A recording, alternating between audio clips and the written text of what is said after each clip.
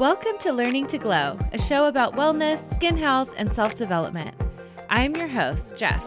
I'm a mom, entrepreneur, and skincare expert. I'm so excited to share tips on how to achieve healthy skin and bring amazing guests in the field of health, fitness, aging gracefully, and personal growth.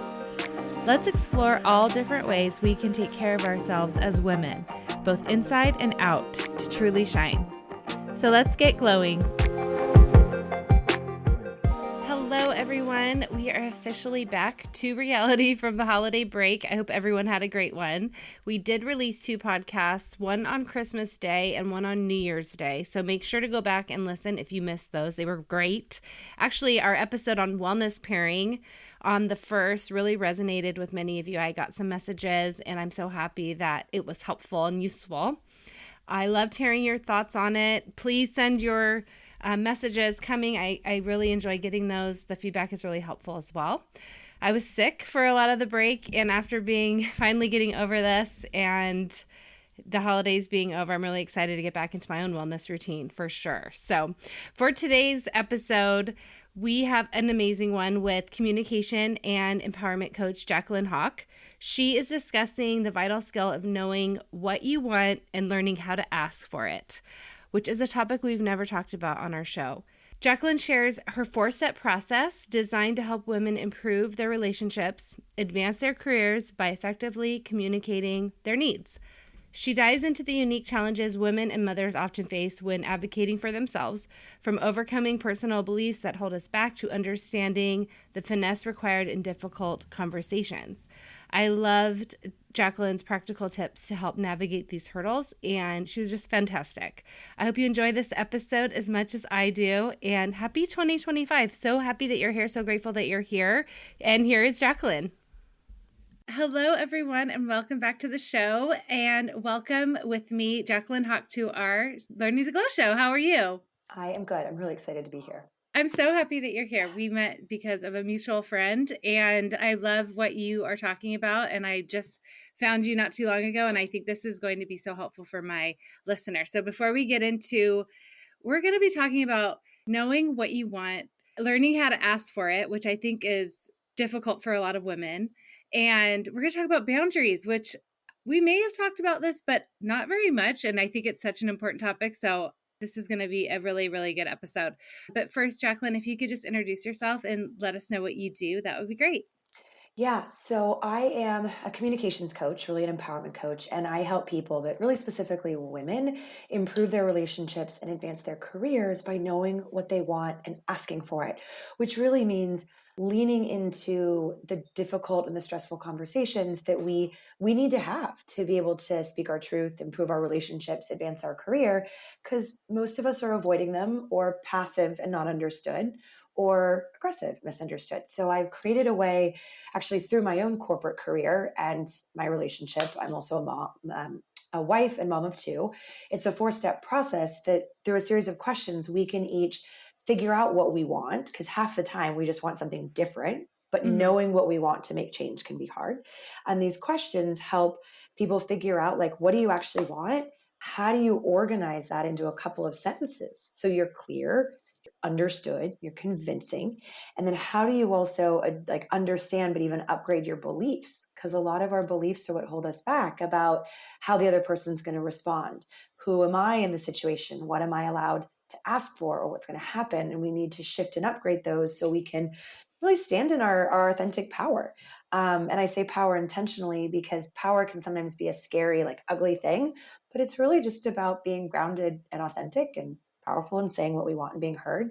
And then there's a 4th step about thinking about how you actually speak. So there's a bit more finesse and less passive and aggressive. So I teach people how to do these 4 steps for themselves and their relationships and their careers, just to be more empowered. And what I love about the title of your show, glow more. Let's make life less dull. Let's glow with asking with what we want.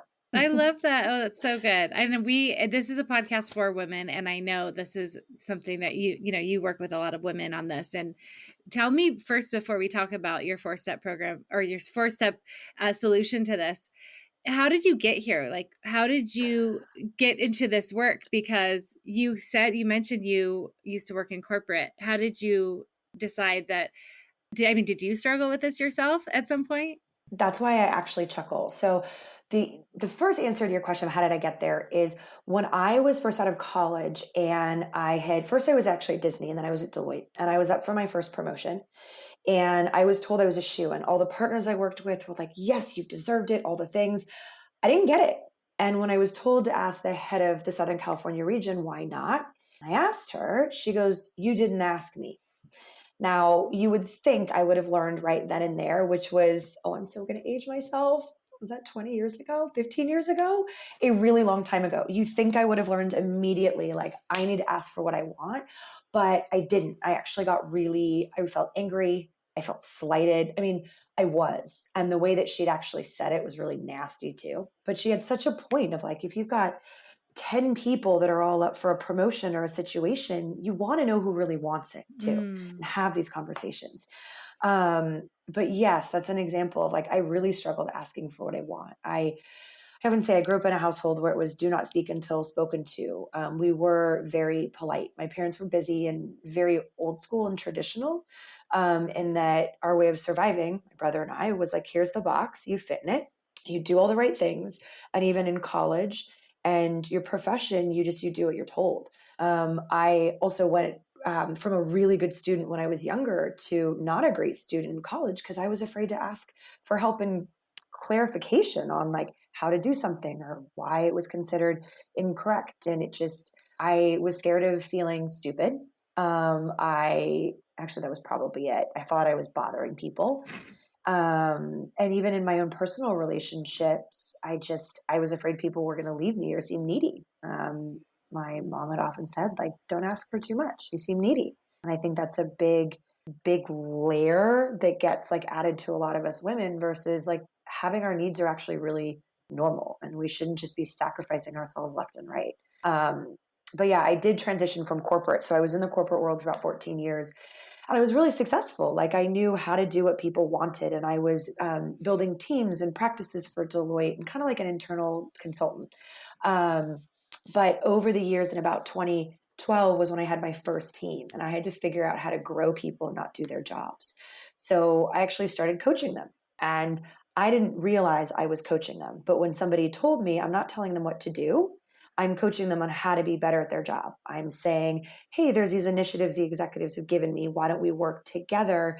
And I want you to inform me of what you want to do, and we'll do it together. It set me on this path of saying, well, I love this. I coached myself out of a job. I was actually probably golfing once a week. Again, this was about 10 or 12 years into my corporate career. Maybe my math's off, but it was after a while. And then I realized I was loving actually coaching. I was getting more out of people. They were happier. They were staying in their roles. And they actually were also really loyal to me and the team versus some people fear like, well, if you grow somebody and improve them, they're going to leave. We actually enjoy working together more and we get the best out of ourselves. And frankly, if somebody is extraordinary and they leave, let them go be their best self. But within that, over the next 5 years, I had actually asked another boss. So I was within Deloitte for 14 years and had about 5 roles. I'd asked the next boss, like, can I really coach people on their communication skills? I'm doing sales with startups and VCs, and we've got auditors and tax people that are shy. Let me help them with the X factor. And what that turned into was a lot of people from partners to senior managers, so very senior to more junior, wanting to work with me, not just to know how to communicate and connect better with others, but how I actually designed my own career, how I molded the roles to really fit my skills while also still building teams, how I was able to take vacation, how I was able to come back from burnout, because I really had burned out and had to take some time off and then just suddenly thrived. And it's when I realized I had created this kind of 4-step system, to figure out what I wanted and to actually ask for it without being afraid or imposter syndrome or even fearing somebody's going to say, screw you, peace out, and jeopardizing everything. And I wanted it to be more of a full-time role, but it was never going to be within that organization for a number of reasons. So after trying, I was like, that's it. I want to help more people. And I really, being a woman, but just want to help more women speak our truth and our voice, whether it's to be able to have our careers, improve our relationships, or for those that are working moms, like me and many others, how do we actually ask for what we need to support our dreams for both? And that was 2019. And then it's just taken a mind of its own since then. That's so incredible. I Yeah. can relate to what you said about when you were a kid and like feeling like you didn't want to bother somebody or bother anyone. I relate to that a lot when I was younger. And then you kind of, yeah, you get kind of stuck in like not even thinking about what you want because you're just like, it's like you're automatically shutting yourself down first. And I think that a lot of times, and I've talked to a lot of women about this, and I've heard podcasts where coaches will be speaking about knowing what you want in life. And it could be something as simple as like, what do you want for your goal for next year? You know, we have a new year coming up and things like that. But it's like so many women don't even know. Like there's like, they have a feeling of something that they kind of want. Maybe they want to feel better, but it's vague. So I'd love to know, maybe we could start with that. Obviously that's the most important step too, to figuring out where do you start? Like how do we figure out what we want if we don't know already? Yeah, and I want to actually expand upon what you're saying about when we don't know what we want. There's a lot at play there. Sometimes many of us have not been even given the chance to know what we want. So it is a big, a lot of women are also afraid to think about what they want, for fear that it's not going to happen, right? Or people are to say, so there's a lot of reasons that can hold them back. But to your point, where do we actually start? And it is the biggest question, actually the biggest challenge when I run live workshops, and I do a lot of this where I go in and teach these 4 steps to women. At the end of it, I will usually put up a circle because it's a process and ask them which was the easiest, which was the most challenging. And I would say 70 to 80% each time say that clarifying what they want is the greatest challenge. So I really want to emphasize that, because a lot of people can say, well, I know what I want. And you're like, do you? Or is it just a loose idea? And by loose idea, this happens. Or is it what you don't want? So there's a couple entry points to this. And I'm always feeling like, in terms of energy, a lot of women can start with like, what don't you want? And we are very good at articulating what we don't want and what is going wrong. It is not the same thing as what you want. It actually creates more of what you don't want, but it is a starting point. So if it's hard to articulate what you want, start with what you don't want. And then you can even think of, the opposite. It could be, the first thing that comes to mind is like a tone of voice that somebody talks to you with. Like, I don't want them to raise their voice with me. Okay. So what is it? I want it to be calm. So, not calling me after a certain hour. Okay, what time do you want them to call? And I'm thinking of very basic things, but there's stuff that people can, grab onto, women can grab onto. But asking yourself what you actually want. You can do it as is, but that gets a big what, or start with what you don't want. I love asking the question twice, because, and the example I always give is, like freedom. People say, well, I want more freedom. And you may go down this path and you find out that you have a freedom of money, but no freedom of time. Freedom of time, but not money. And if you actually said, well, what do I want? I want more freedom. What do you really want? You start to get to the specifics. And the key to knowing what you want and answering these questions, and it's part of this whole first step, is getting to the more granular, what do you want and what does it look like differently in your day-to-day? And when you can start to do that, you actually pull in all your senses, and it does become easier once you've done it, but you can actually then articulate what you want.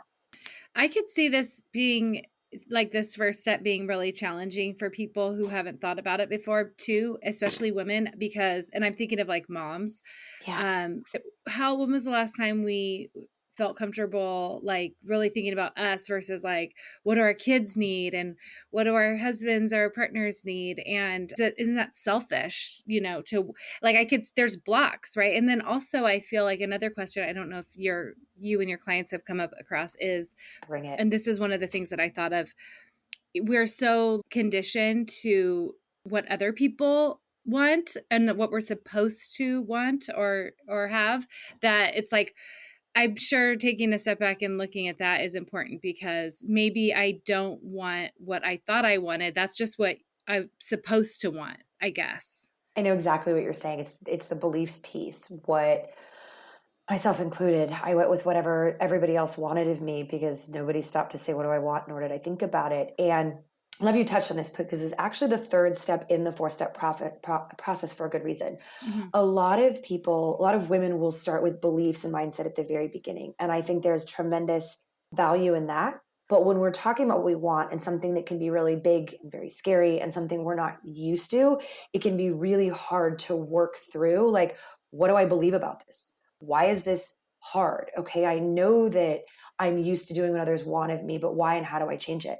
So what I actually found through trial and error for the purpose of this is by starting to try and think about, what do I want and how do I articulate it? You actually start to bypass some of those challenging beliefs, and then they crop up at the third step. And by that third step, you know exactly what that belief is that's challenging you, that you're ready to deal with it. And what I mean by that, and I'm a sucker in that I always love to like test things out. So when I figured out these 4 steps, I played with the order of them with all of my clients to see what really fit. And I was really surprised to see, trying to address I'm used to everybody telling me what to do. What does it actually mean when I push back? Third, because, and I'll explain, I'm trying to think of a great example. And it's funny because one of the gentlemen actually here in the office was telling me about a situation with his wife, and I'm trying to think about how to put it in the framework. Let me actually do this out loud. I think it'll help. It was like a 5-minute conversation. Like, there's a mom where her kids are older, so they're off to college. And there's that piece of, well, what do I want? And as moms, our relationship with our children and our responsibilities and what we want changes as they get older. So mine are 3.5 and 15 months, like very different, but like very, like they need me. But as our kids get older, they need less of us and it changes, right? You become a bit more like a consultant versus like, especially that was the man's term. He's like, mom becomes more like a consultant rather than doing for you when you're in college. So for a first step of figuring out, what you want, the kids are in college, you're used to, and well, sorry for getting this wrong. I don't have college age kids, but I've been there and I've coached on it. So, instead of your kids coming to you for everything and telling them what to do, you may still want to be doing that. And they're saying, don't do it. And you're like, well, how do I want to be a mom? What do I actually want to do? And then thinking, well, okay, they come to me for advice. That is, I think, like a lot of the shift is they're off putting into practice what we've taught them, and they might come back for some guidance where something didn't go well. And how can you be that guide? And then it's like, okay, I want to be able to be there to actually guide them. I want them to call me still. And then you kind of go, well, all right, how do I start articulating that to my children? They're off doing their own thing. And that's where the second step of the power of the ask comes in of, well, I'm taking all these swirling thoughts and what I want. How do I put this into words that people understand? It's not verbal diarrhea, I avoid it. So the questions are in the book in the academy, but I'll work us through it without giving too much away. It's really about being able to articulate your situation of like, I know you all are off at college and you're doing what you want and you're super independent. And my role as a mom has actually, I know it's changed, but if I can ask of you, I'd still love to be available for you to call me, whether it's to tell me about your day. If you've got any challenges, I'm here. I don't need to meddle as though I did when you were home for high school, but I still want to, be here for you. And hopefully that also gives you somebody to talk to rather than feeling alone while you're going through this or when you can't talk to your friends. There's a way to lay out, the situation and the impact and have the ask. And then that's when suddenly moms can start to go, and I think hopefully you can see where I'm going of, oh, here's the belief I'm butting up against. I'm meddling in their responsibility. I don't want to have that. Like, you've gone from a very big possibility of a belief in a block to understanding something specific the closer you get to the conversation, which might be like, I don't want to bother my kids, or, oh, I really do believe that I have to do everything for them.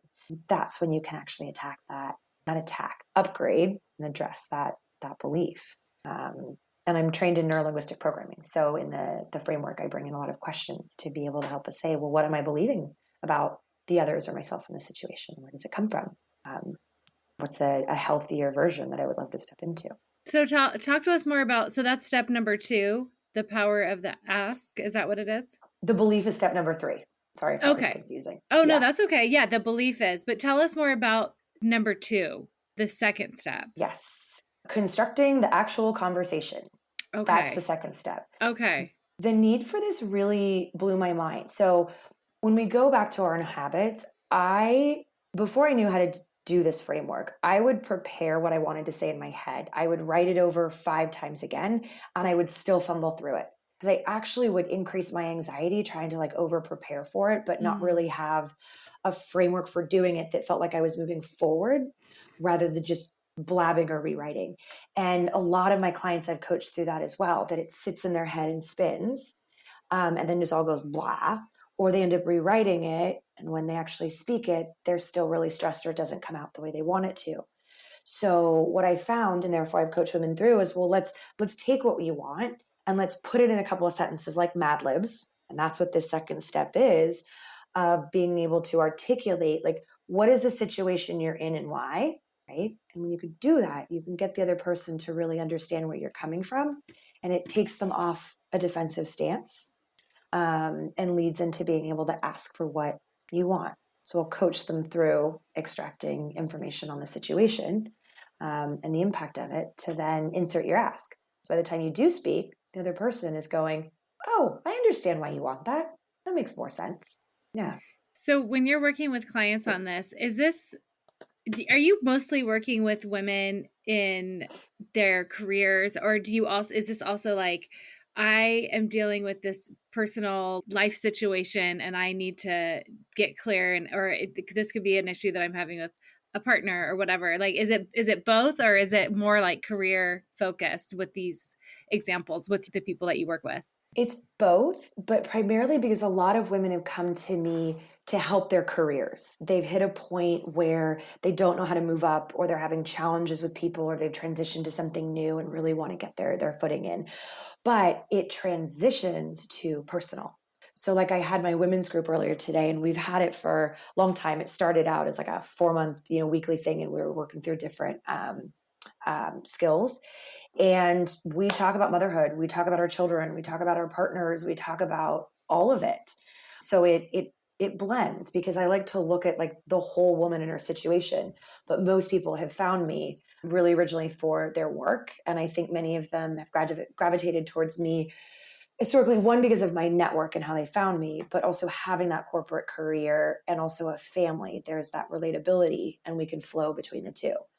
But it's, when I coach them, it really depends on what's present. And even when I've done some of the corporate workshops, some of the women they'll bring in their personal situations, even around like, my husband isn't supportive of my career dreams. Or there are a lot of women I know, even through, the preschool group, that they've been out of the workforce and they're trying to get back into it, and they don't know what to do. They don't know what they want, or they're trying to get their partners on board with, giving them time and space for it, or how they want to parent their children.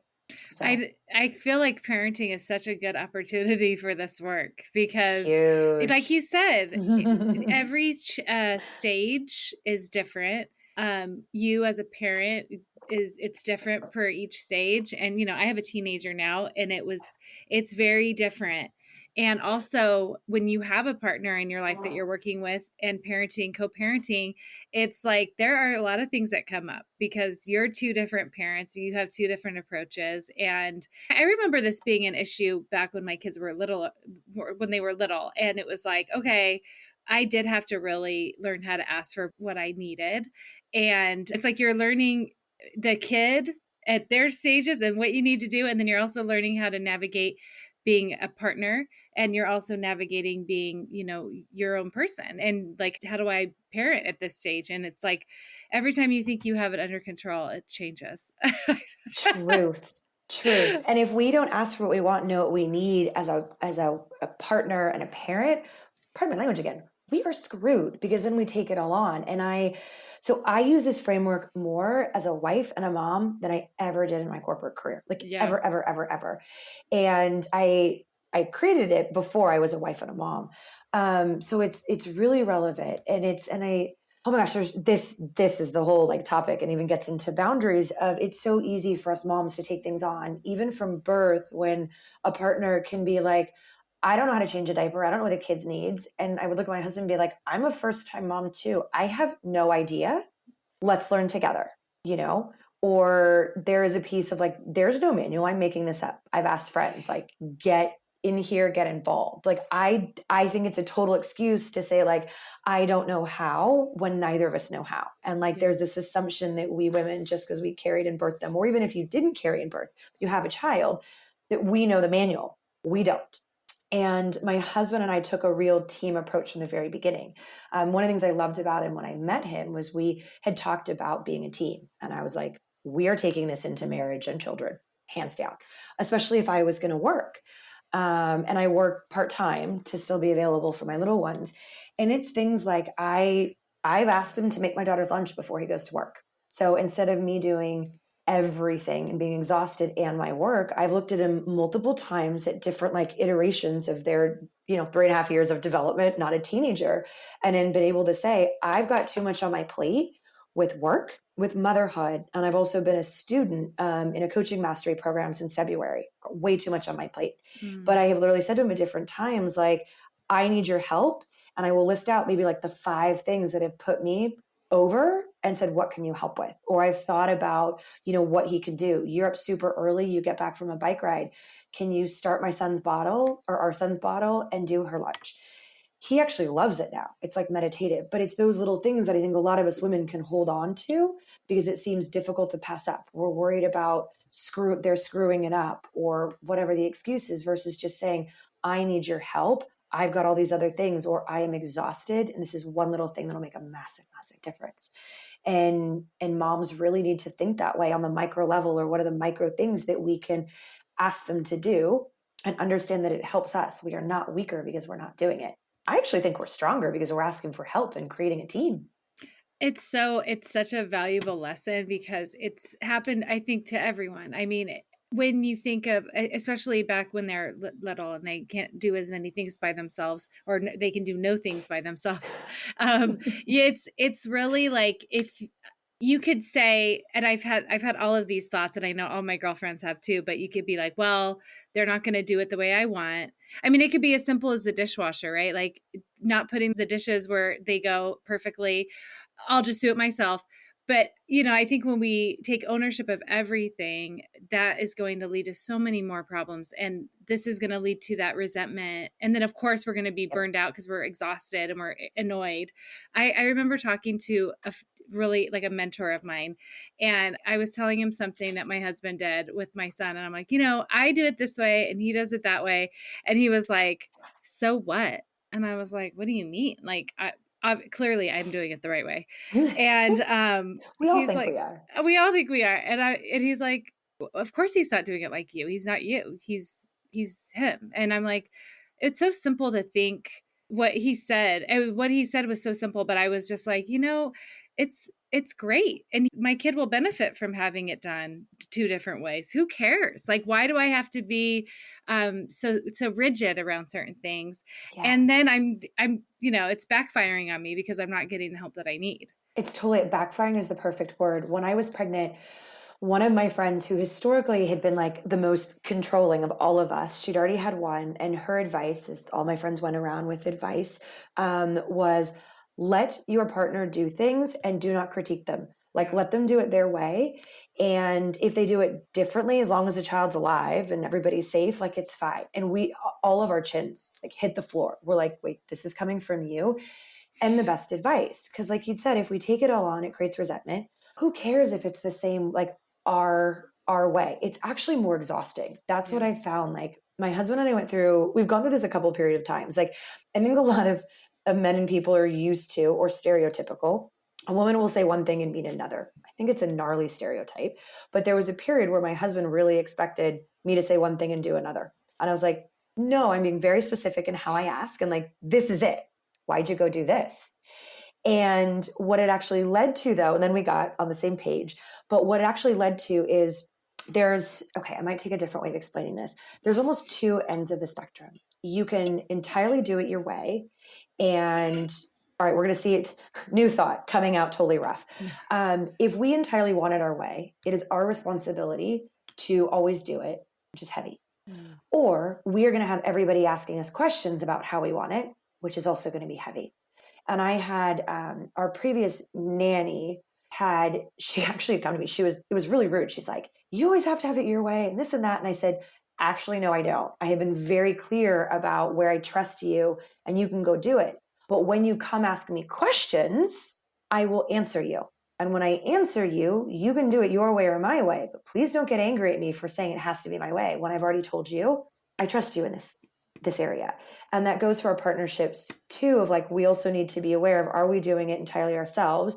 Are we making people come ask us questions so we still feel in control, but it is really heavy energy? Or can we actually just say, I trust you to go figure that out on your own. Maybe I'll tell you one way to do it, but go do it your own. And that last version is like so much healthier, so much more healthful. My whole body energy is just like, oh, it's just easier. And yeah. I love the feel. I can feel the feeling that you're talking about. It's just like, it's just not restrictive and tight. It just feels like easier. And really, when you think about what the most important things are, it's not that. It's not all the details of doing something in such a controlling way too. It's like, it's difficult too. Like a lot of moms or whoever's primarily with the kid, they have their system, they're doing it all day long, and it's like they get a rhythm, but you have to let the other person come in and figure it out for themselves, Yeah. because their take on it might be amazing too, even though it's different. I'd love to talk about the next step too, because I want to get into like the boundary part of this, because we're going to ask for things and we might not get the answer or the result that we want. And that's when I'm sure boundaries come in, but I want to finish talking about the framework first. Sure. Going to the third, or which way? So we talked a lot about constructing the conversation. Where would you like to go with this? Yeah, I mean, we talked a bit about the third step already, but maybe we can just, wrap that up a little bit, because I think that is so important. And that's talking more about the beliefs that we have and that we've probably had for a long time. And that was when I had mentioned, when something might come up when you're asking that, like maybe this is being selfish. And then you can kind of tackle those thoughts and question those thoughts when you're in the step 3. Yeah, absolutely. And I want to talk about this step. I want to actually go back to where we were coming from of there's a belief and an identity and an ego sometimes in having control of all of this. And I do see this, especially in women that don't work. And again, this is a full judgment-free zone, but when we often attach our identity to whatever we do the most, it could be work. It could be, well, work is children. When people are like, oh, I don't work, I'm like, you work harder than anybody. Yeah. Right? And what can happen when, like I've seen in a lot, but not all, moms that don't work, is a lot of that identity gets created around the household. And within that, wanting to control and navigate, like you'd said, the schedules, the way things are, this and that. And here's where I am going to poke the bear. A lot of women need to understand that is their desire for control. Mm-hmm. It is their domain. It is their space. It is their identity, and they're desiring to control it. And somebody coming in, even if they give them the option or the opportunities, we're saying like, help me, here's the way we are doing it, or go find your own. A lot of women can find that struggle with that, because it means they're giving up part of that identity to somebody else, where it's what actually lets them be them and gives them things to do, right? And rightfully so. So being able to notice that and address if that's what's going on, but it's also building your exhaustion and resentment, and hopefully get you to the other side. But you've got to recognize that sense for control and the connection with your identity around it. And then you actually get to decide, am I okay with this? Even if it means I'm exhausted and resentful, or can I let that resentment and exhaustion go because I have chosen to do this? And that's really a lot of what I teach is this is all a choice, right? We just have to own it whichever way we want it to go. And that's where it becomes judgment free. It's a choice. And as long as you own your choice, fine. But there's some beliefs in there around, identity. And that's how we exist, right? A lot of us is identity, or trying to change our identity as our phases change. So I wanted to address that, because that was a big one. We were talking about home and doing a lot of things and letting go that control. Their beliefs built into that right there. Like, I am still doing my best. I am still doing a lot. I am still valuable. I am still worthy if I'm not doing it all. Like, huge. That's huge. Yeah. Mm-hmm. I felt that, like, and I work and I'm like, what am I thinking trying to do all of it in both? But my husband will also call me out on it, which is great, because I've told him to call me out on it if I can't see it or I'm in it. And then I have to sit with it too. Be like, okay, you're right. I'll own it. I love that. Yeah. So yeah, that's one piece of the spectrum. And what you and I were also talking about is this other piece of like, well, there was a great example of this the other day in coaching somebody. They're all too often we are trying to control other people's responses and reactions to us. And that's an over responsibility. We are not responsible for how the other person responds to us speaking up about our needs. It is our responsibility to be kind considerate, not necessarily scream or go crazy, because that's harder to hear. But it's not a responsibility if somebody doesn't want to hear it. And often we can make up things like, well, actually, even going back to the thing, well, if so-and-so's making the money, they don't need to be doing this. Why is what they're doing more valuable than what you do? It's not. Well, the time isn't right. Oh, I should have these couple of things done before I ask. Oh, I haven't seen anybody else do this or ask for it or get it. Why should I? These are a lot of the things that I think about. There was actually even, or, with children sometimes, well, I'm afraid I'm going to push them away. Well, are you already pushing them away? Or do you have an opportunity to bring them closer? These are a lot of the things that I hear that I immediately say, like, who are you taking care of? That person's response or what you actually need? And these are all the things that stop us from asking for what we want, that we need to be aware of we're doing. Awareness is the first piece. Trying to think, there's so many others. Like, what resonates for you? Yeah, I mean, honestly, like, I think that's such a huge thing that you're talking about, because we don't have the responsibility of their response, but we don't have any control over that either. And letting go of that, I feel like, opens you up to be freer to ask, because you're not so worried about it. Like, what if they don't take it well? Or what if, it's like, of course that is going to come into anyone's mind, but we can't base, like, whether we ask for something or not on somebody else's response. We'll never be able to ask for anything. Exactly. And it is the other person's responsibility to be an adult. Like, the way I look at it is, I always say, like, I want to own my story and allow you to own your story. And even if you don't like what I say, I want to give you a chance to be able to just hear me. And I'll say this even to my husband sometimes when he'll come back with something else. I'm like, please just pause. Like, I need you to acknowledge what I said. Like, please, so I feel heard. And being able to say what I have to say is really valuable, and I want to give the other person an opportunity to hear that. Like, maybe I proved myself wrong. A lot of times we actually prove ourselves wrong, and the other person does not respond the way we thought they would. We're just so trained in our past patterns to assume people are going to respond a certain way.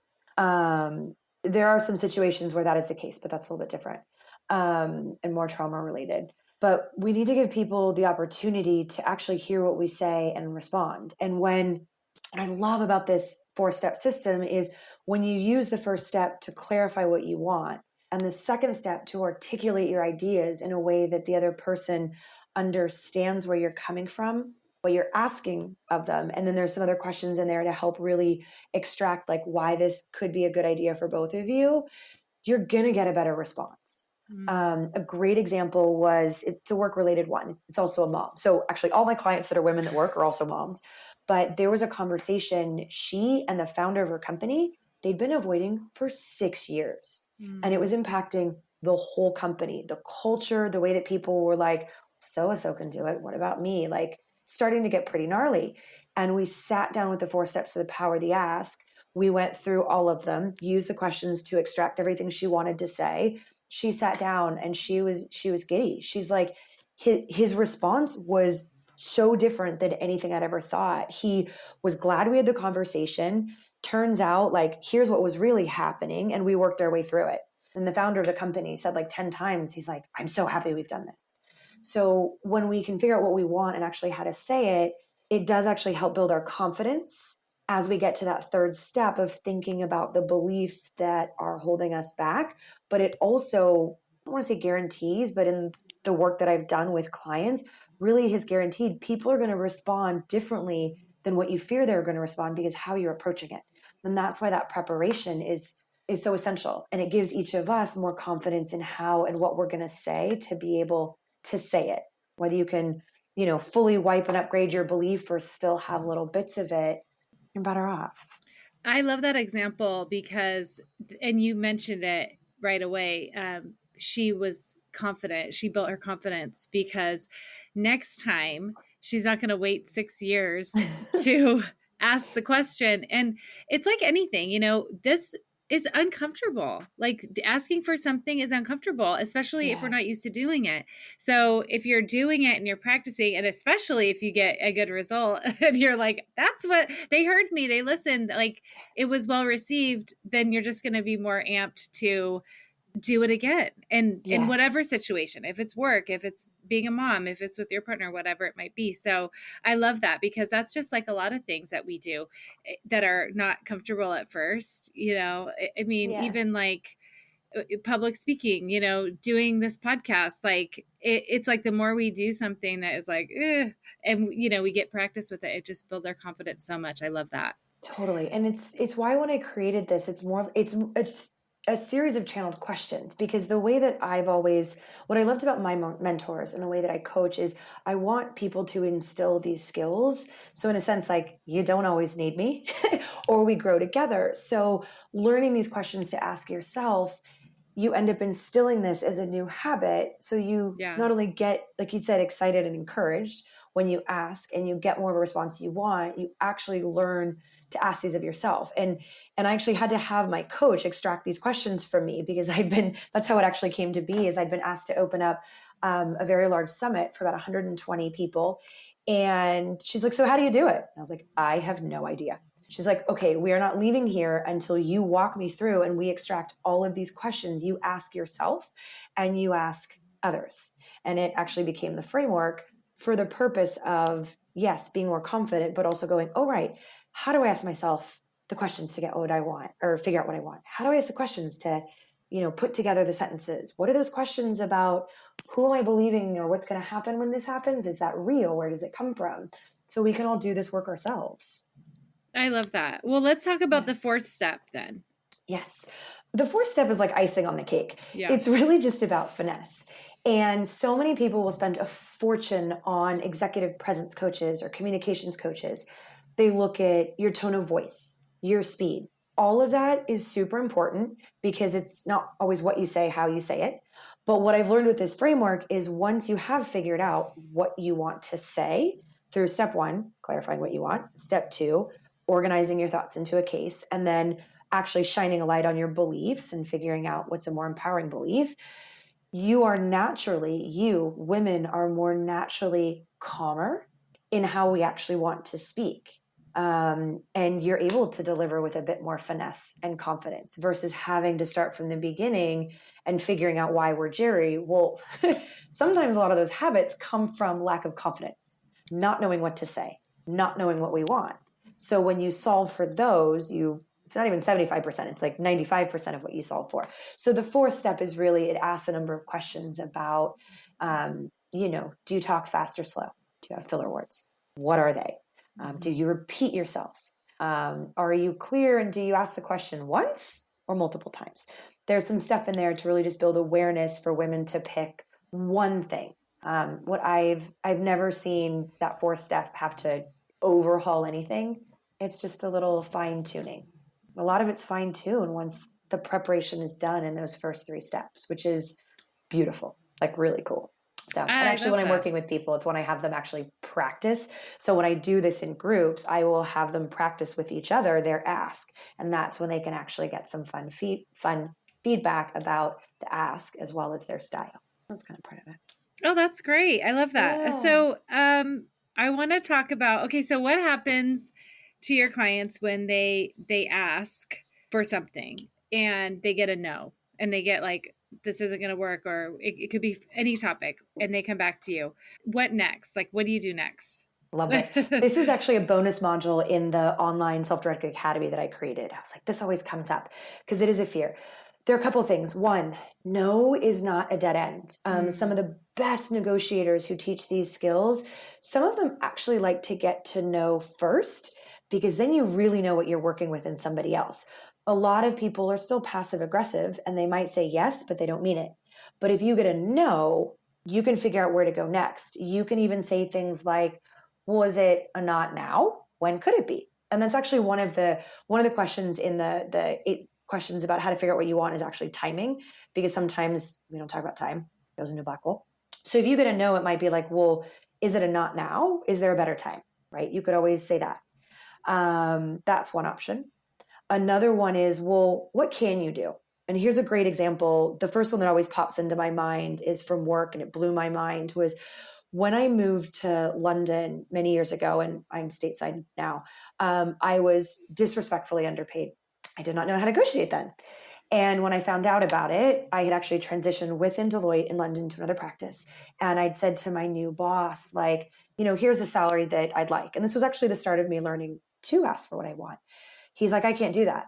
It's out of the cycle. And I don't know where I came up with this, but I said, well, what can you do now? Can you do half? And he goes, I don't see why not. There's always budget. They got me half. And then I got the other half when the cycle actually happened. But the jump at that point was so big. So asking people when they say no, what can you do now? It also actually empowers them to be able to say, okay, here's what I can do. Sometimes I feel like people just say like no because it came from somebody else. But then when you say, well, what do you want to do? They're co-creating a lot of this with you. What else is kind of in there? What can you do? Is it not now? Just really asking more questions, sometimes to figure out why. Like even just being able to say like, can you help me understand why not? The same way if somebody messed something up they were doing, you just wanted to understand, like, I'm coming from a place of curiosity, like, why'd you say no? How can we work through this together? What helps when people say no to, if you visualize, and this actually helped a client and her founder, game changer, a lot of times people feel like they're against each other. When you can start to feel like you're on the same team and you can co-create a new solution, that helps a lot. Helps a lot in my marriage actually, versus us feeling like we're at odds. But at the same time, sometimes you need to know when no is no. Mm-hmm. And if you get a no that is a no, it's empowering because you then get to make a decision of what's next. You are not trapped. And this took me a really long time to understand because for a lot of my life, I felt trapped physically, emotionally, mentally, financially. There were some things until I realized like every yes or no is an opportunity for me to decide where I want to go next. There was, before I met my husband, a quick story, I was in a relationship where it was the era of I didn't know what I needed, nor did I ask. And when I was expressing to one of my good girlfriends that I was unhappy, she was like, well, do you know what you need? I was like, what do you mean? She's like, I was 35 at the time. She's like, go sit down with a piece of paper, write down what you need from this relationship, from him, for you, like all the things. And I sat down with the boyfriend at the time. And I asked, and I was like, we're both not really happy, and here's what I need. Like, can you do this? He just goes, no. Okay. And it broke my heart. But the fallout for my friend was like, you have a choice. You got to know. Do you believe it can change? Or do you want to sit in an unhappy relationship doing everything his way? Or do you want to go find somebody who can give you what you need? And that just broadened my whole perspective that everything is like, it's a fork in the road for you to decide. So if a no is a no, go for it. I love all that. Like back to the no with your boss at the time, like, well, can you do half?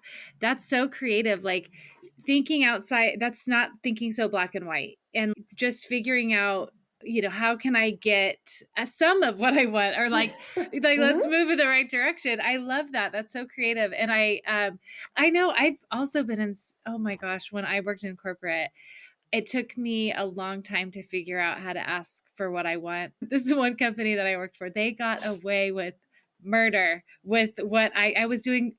I was doing so many people's jobs that when I left, they hired 3 more people. And I was not being paid appropriately. But I finally got to a point where I had to ask. And oh my gosh, I was shaking. Like it was just so hard. But like that helps you grow so much to get in there. And I love this for kids too, because as someone who we are in a position to say no quite a lot, looking at it, flipping it from the person who is being asked literally 100 times a day for something, but to look at it a little bit differently for me, like instead of just saying no to my kids, like I love to say not right now and this is why, or yes, but and just like give them a little, like not just slam a door in their face all the time, because I feel like sometimes it's not helpful. There's just other ways to do it. But looking at it from like when you were talking, I was like, I can see this being really effective for somebody who's being asked questions and getting creative. If you have a team of, if somebody's asking you for things, looking at it a little differently for them as well. It's such a Yeah. good point. I love that. Well, how So to say no is really key. A lot of people come to me on the point of yeah. boundaries, like, how do I say no? I don't want to do something. It's not my responsibility. How do I say no? And what you're talking about is it's rerouting it. And again, I feel the energy behind all of this, that like a no can feel like a door slam, and we know what that energy is, versus no, not now. No, this is this person's responsibility. No, what else can we do? It's much more fluid, and it's much more like, you're still coming up with a solution or being curious rather than just a no. And it's really powerful. I know one of my clients, when she transitioned into a role, people were still coming to her for the past stuff, and it was really hard. She was a type 2 in the Enneagram, which is more the people pleaser, like at their core. And as we were using the power of the ask to construct the conversations for her no's, her ask was really more like, the situation was like, I've changed jobs. Here's my responsibility. Come to me any day for this. This is now this person's responsibility. Like, they would love to help you with this. This we don't longer do. Like, sometimes just redirecting it is really powerful. And on the topic of kids, oh my God, I hope my daughter turns out okay. They always say, like, who had the child of a psychologist, so much, are they going to be okay? Because there is so much I want to teach her. And rather than saying no, my goal is to teach my kids to think for themselves. And often it is, instead of saying no, it's a not now, it's a here's why. And I get tired of just talking all the time, but I'm really hopeful that versus just saying no and they're disappointed or upset, they get it and they can think for themselves. Like, even my daughter at 3.5, she's going through that limbic leap of all the emotions, and we are supposed to be their prefrontal cortex. But she'll still have a meltdown if I say she can't do something. But if I explain or redirect, and not in a redirect that's just going to make her happy, but also kind of explain, sometimes she's like, okay, or like, well, if you had that piece of candy, how are you going to feel in an hour? She's like, actually, I start to cry. I'm so upset. I'm like, do you want it still? It is really good for our kids. And then they can start to think for themselves. Like, my parents wanted me to think for myself, but the way they parented me didn't actually do that. So yeah. Oh, I love Really that. And powerful. I love that with the kids, because that's something we can practice, because they do not ever stop asking for things. But also, like, I love your example with the boyfriend, because he really gave you a gift to be honest and say, no, this isn't something that I want to do. Because I could see some people being too afraid, or that maybe people pleaser type personality, and saying, okay, but then like not really meaning it. And then you never get your needs met. So it was really a gift that he gave you. And you were so smart to sit down and be like, this is what my needs are. This is what I want. And if you can't do it for me, then I can make my choice and no one else. I think a lot of this all goes back to, like, we are in so much more control than we think. And we can take that information, we can stay or we can leave. And, something better for you came. And like, Yeah. thank goodness that conversation was had when it was had. And I just think, instead of, like, some people, like, maybe we don't want to hear that no, so we avoid it.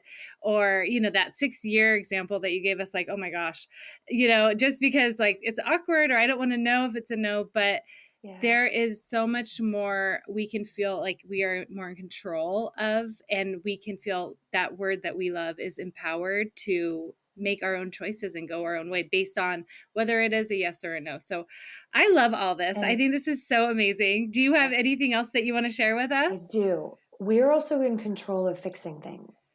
I'm seeing this a lot lately with women. There are a lot more people leaving relationships, divorce. They've had enough. They're empowered. Yes, more power to you for standing up and doing it. I also think there's a way through. And I think about this with my husband and I. Like, everybody says you're in the thick of it. You're like, oh my God, you're in the thick of it. Like, your marriage, everything shifts. But what I mean by that is, what was different with that boyfriend at the time is I had just said, here's what I need, right? That's the step one. What do I want? I didn't actually know how to describe what it would look like if he were doing those things. And I think that's a really, really key piece, that, like, if you're in a relationship and you're like, I've had enough, and you can have this conversation and you get a no, you have a choice to leave. But when you can also say, here's what it looks like when it's different. here's what it looks like when I'm supported, right? Like my husband, you're helping with Ella's lunch. The other night, I still had so much work. I was like, can I go do this the next hour? And then I'll join bedtime. Absolutely. Like being specific about what is happening and what is different when things have changed, then give the other person the opportunity to do it. If we sometimes just land a big theme and they say no or can't do it and we're out, you're out. And that's actually, I think, what we fear. But sometimes there's often a way through it, or you don't know if there's a way through it unless you can actually talk about what behavior needs to change and give somebody an example to be able to do it. Just saying, I need more support from you, you can't do it. I need more appreciation, you can't do it. I'm going to use the word is actually unfair, because you're not actually giving the other person some specifics to measure by or even to live up to. And men, they're all different types of partnerships. Men do love to step up to things. Some don't. They're like, too much work, peace out. That's them. Others really love to. Like, we can give them the chance to be able to repair and fix some of this stuff. And same, if they need things for us, be like, well, what does that look like in the day to day? And I think there are a lot of relationships that can be salvaged if we can have those conversations with the specifics. And if you still got to go, you still got to go. Like, speak up, do your thing, women. I think it's incredible that we are now more empowered and speaking up for our needs, but that includes being specific to give other people a chance to know what needs to actually change. And if I didn't know how to do this, I don't know, my husband and I might have gotten a divorce like when my daughter was within a year old, because so much is so hard versus being able to say, here are the specifics. It really makes a big difference. It's just like all of this is just learning how to really up level your communication in every area of your life. Yeah. And that just makes things easier for not just you, but like the people in your life. Like you said, like give them a chance to be able to help you with your needs, because we are not mind readers. And that's something that, the more clear and concise we can be with specifics. I love that. It's so powerful. And I think another reason I heard this on, I think it was a book that I was reading. I can't remember the book, but it was talking about that mentality when you have a team mentality in a marriage. It is so powerful and it really connects you guys. Oh, I saw it on TikTok, actually. It was not a book. I'm going to admit it. I'll admit it. It was TikTok. That's okay. But yeah, I was like, this psychologist was saying, like, when couples have a team mentality, they tend to do really well in their marriage. And so I think that is a component that you guys have set up from the very beginning and is why you guys are successful in that way. So I love that. Because you keep coming back to it. Like, are we a team or are we not? Do we want to be a team? Are we living up to what we wanted to, or how has it changed? Yeah. And I think it's, I've said this before and I do love saying it. I think when a lot of us start speaking up for ourselves, asking for what we want, setting boundaries, we are afraid of destroying something that we have built. And that's a really strong word, but we're afraid of, ruining a relationship or even just a rapport with somebody, that we're going to upset somebody or put them out. But really what we actually get to do is build something stronger or create something that is much more beautiful, because it's not authentic if we're not speaking up. You're actually destroying yourself. So for anybody that's worried about losing something or ruining it or making it harder by speaking up, think about what you actually can create that's not only more authentic to you, but actually a true, like a strong relationship with somebody else, because you are speaking up and it's the opportunity to be heard, and a lot of that to be hopefully given to you or have a conversation about it, rather than you stuffing it down and just doing what somebody wants. So you're actually creating something stronger or giving it a chance. Yes. Oh, I love that. So please tell everybody where we can find you and learn more about what you do in your program. Yes. So my Instagram is Stop Hiding, Start Asking, a big theme. The book is called Power the Ask Workbook. You can find it on Amazon in my name, Jacqueline Hawk. And it's all of these have, so the workbook is on Amazon, and then the Power of the Ask Academy, you can find links through my Instagram. My LinkedIn is Jacqueline Hawk, or even Googling it. And it's not just a book that inspires. I've taken these 4 steps from all the workshops, everything we talked about, and put it in there so you can actually learn how to set a boundary, how to ask for something, how to say no, and literally build your own conversation with these questions. Like I said, like I'm here to teach you how to do it rather than just inspire. So workbook. Power of the Ask workbook is on Amazon. It's a workbook because there's a bunch of pages in the back where you can actually just do your own asks. The Academy, you can Google, you can find it through my LinkedIn, through my Instagram, and then my business's website is SOAR Coaching and Consulting. But you've got the other resources, or just ask me a question through any of those channels. I'll make sure I link all of this in the show notes as well. But Yeah. thank you so much for coming on and sharing all of this great information with us. It's such an important topic. We've never talked about it on the show before. So thank you. Thank you for sharing it with all of us. Thanks for asking. My ask of everybody too is if this resonates, like share it. Let's help more women feel more empowered and know how to ask for what you want, say no, like everything we've talked about. So the more we share this and uplift each other, the more we actually change our situations in society. So yeah, that's I love it. I love it. Well, thank you. Thanks, Jess. Thank you for listening to this week's episode. Please subscribe and review so we can reach more people who want to learn to glow alongside us. See you next time.